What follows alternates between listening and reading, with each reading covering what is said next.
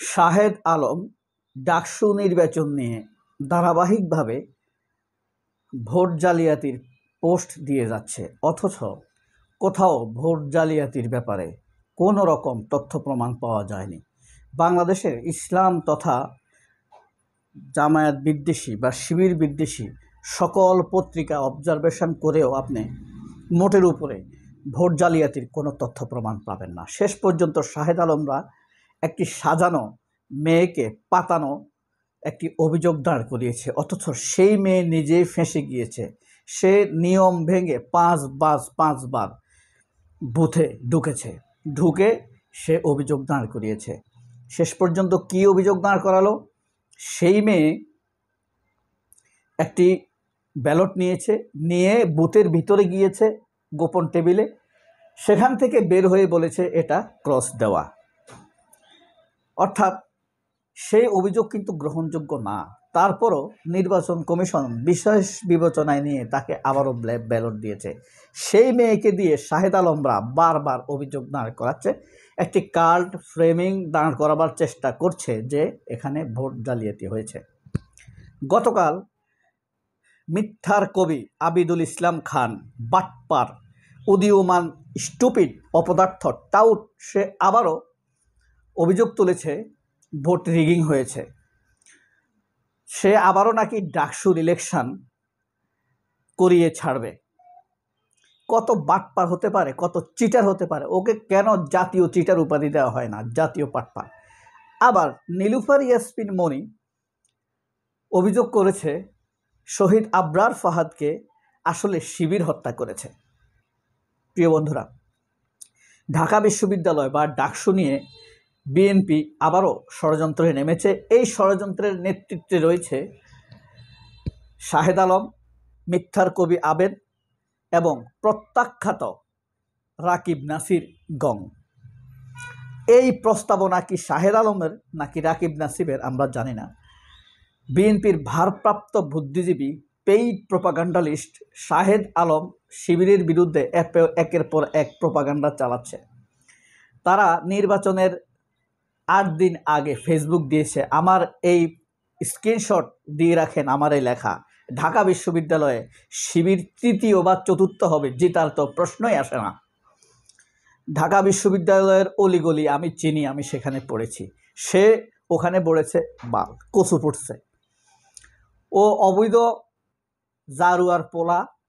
জাউরা পোলার বাপ, সে তারে যে জন্ম দিছে সে জাউরা, সে যাকে জন্ম দিছে সেটাও জাউরা, আর সে যার ঘর করে সেটাও চরিত্রহীন। নইলে একটা মানুষ এত নির্লজ্জ, এত বেহায়া হতে পারে না। এখন বলেন তো, আপনি জাতীয় বেহায়া ঘোষণা দিবেন কাকে? রুমিন ফারহানাকে, নাকি ডাক্তার জাহেদকে, নাকি এই শাহেদ আলমকে? নাকি রুমিন ফারহানার আসন তো খালি হতে যাচ্ছে, অর্থাৎ মিডিয়া থেকে অচিরেই সে বিদায় নেবে। আরেকটা আছে নীলুফার ইয়াসমিন মনি। এগুলা জেনে শুনে বুঝে এদের মাথা পাগল হয়ে গিয়েছে, অস্থির হয়ে গিয়েছে। ক্ষমতায় কখন যাবে না যাবে, মানুষের বিচার হয়েছে না হয়েছে, মানুষ বেঁচে আছে নাকি মরে গেছে, এসব বিন্দু মাত্র এদের চিন্তায় নাই। এদের চিন্তা হলো ক্ষমতা যাবে, আর খালেদা জিয়াউর রহমানকে বিক্রি করবে, পয়সা কামাবে, নতুন নতুন গাড়ি কিনবে, বাচ্চা কাচ্চারা দাপট দেখাবে, আমাদের উপর অত্যাচার করবে, মানুষকে ট্যাগিং দিবে, মুক্তিযুদ্ধের ব্যবসা করবে, খালেদা জিয়ার ব্যবসা করবে, জিয়াউর রহমানের ব্যবসা করবে। এই ধান্দা এদের সময় কাটাচ্ছে। আমার কাছে সবচাইতে আশ্চর্য লাগছে, মিথ্যার কবি, জীবনের সাংস্কৃতিক, অর্থনৈতিক, রাজনৈতিক সকল কিছুকে বিসর্জন দিয়ে ছাত্রদল করা মিথ্যার কবি আবিদ ফরহাদ ভালো উপাধি দিছে, ফরহাদকে থ্যাংক ইউ। এই মিথ্যার কবি, আমরা ফরহাদ যদি না বলতো, এই যে এত মিথ্যুক আমরা জানতামই না। আপনি ফরহাদ দেখাইছে না স্ক্রিনশট নিয়ে?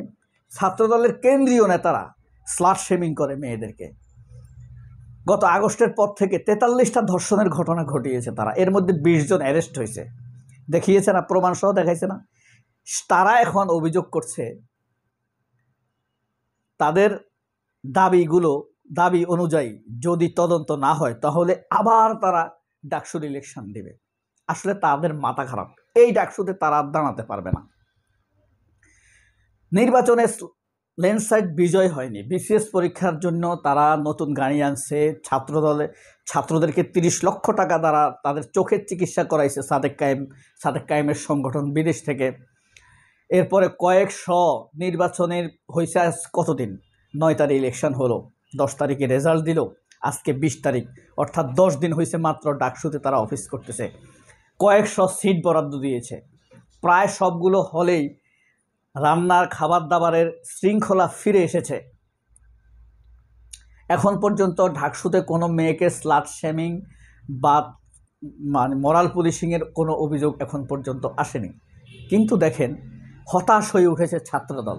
তারা ভেবেছে ওই যে শাহেদ আলম কুত্তার বাচ্চার মাদাচ্চদের কথা শুনে মানুষ পতাকা নিয়ে রাস্তায় নামবে, জাতীয় সঙ্গীত গাইবে, পরাজিত সকল প্রার্থীরা একত্রিত হবে, শিবিরকে আদারিং করে রাখবে, এরকম একটা ঘোষণা নির্বাচনের 3য় দিন বাইঞ্চোর শাহেদ আলম দিছিল।